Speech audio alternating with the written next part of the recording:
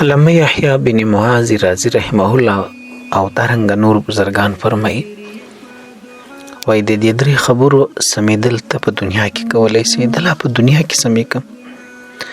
ورسته له مرګ ما بعد به هیڅ سم نه کیږي هلته که د اوښکو پر ځای وینه توی کیم په ګوتو څه نه درسي نن ځان پوه کړه کمې درې خبرې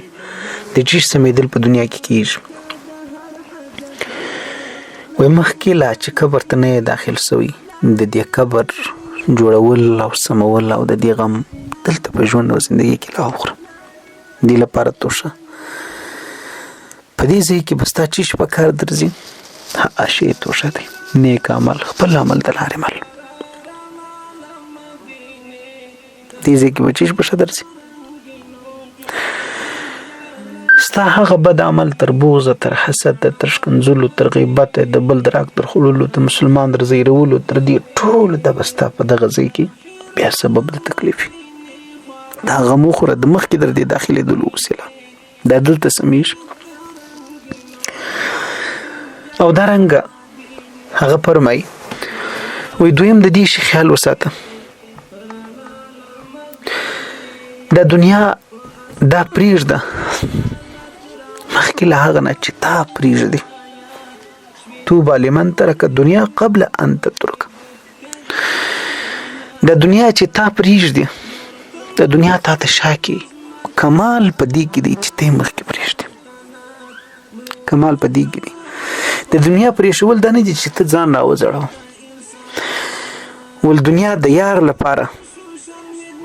هغه باک نه کوي یعنی دنیا د دې سبب وګرځوه چې په هغه کې ته خدای راضي کړي په هغه کې ته د دین حفاظت وکړي په هغه باندې ته د خیر کارونه وکړي په هغه باندې د خدای د مخلوق خدمت وکړي دغه لپاره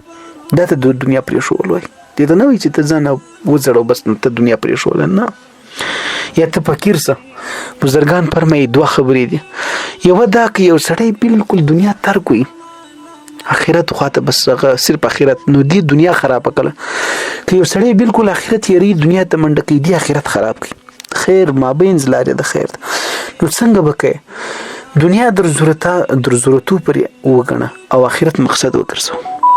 که دنیا چې خراب کې د صرف اخرت راټین کې دنیا دی خراب که فقیر جوړ شوی یا د لاس دې ته مدي ته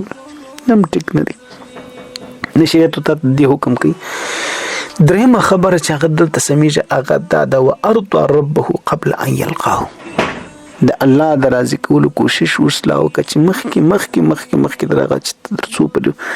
دغه په حضور کې پیښ ځکه بزرګان فرمایي وای مخکې لدینه چې الله د خپل ځان طرف ته وغواړي ته د الله طرف ته ورسې هي جمعه ته ولارس المنځ وکړه توبه وباسه نو داسې نور دوستانو که به د زرو د لیکلو وړ خبرې وي هغه به همدغه که انسان یې په کوټه کې لیکي یا په جومات مسجد کې په خپله په یاد د ساتلو قابل وي هغه به همدغه خبرې دا کارونه په دنیا کې لا کېږي د مرګ ما بعد الله د تا نه راضي کېږي د یو بزرګ کیسه تاسو اورېدلې د بالولي دانا یا بالولي مجذوب چې ورته وایي دارون رشید رحم الله د اکا زوی دی د ماما زوی دی تربور دی یوه خو یې پادره کې ناست چا ورته ویل په دوستانو کې پر پېښ شو چې ای بالول خیر دا دلې کې چشکه اوس ده ورته ویل چې زه د الله او د الله د بندګانو د مخلوق روغه جوړه ورکوم ول څنګه ول نه کېږي ولې پریشانه یې ول نه کېږي ول څوک تیار دی او څوک نه دی تیار وي الله ته نه دی تیار بندګان ډېر په افسوس فرمان کې دي تیار دی وی دغه سړی بیا دې سړی بل وخت کې لیدلی په بازار کې چې د خدای په مخلوق پسې ځغستې چې ای د خدای بندگان د خدای سره جوړ وکړي په هغه وخت کې د ژوند در زندګۍ پرې الله درته تیاري خو دې خلکو موږ تاسو بیا نه تیار موږ د نفس د یاري ژونګولې ډنګو سوچ وکړي په دې خبرو باندې ورونو نو مخکې له دې نه چې د الله په حضور کې پیښ شي د الله سره د ملاقات وکړي دغه د رضا کوشش په دې دنیا کې کیږي د مرګ ما بعد نه کې د مرګ ما بعد نه لمونځ نه اذان نه ذکر نه تلاوت قرآن ته هیڅ نشته چې یو کرور کاله وکړي د یو نفلی د یو سبحان الله امس بدل نه لري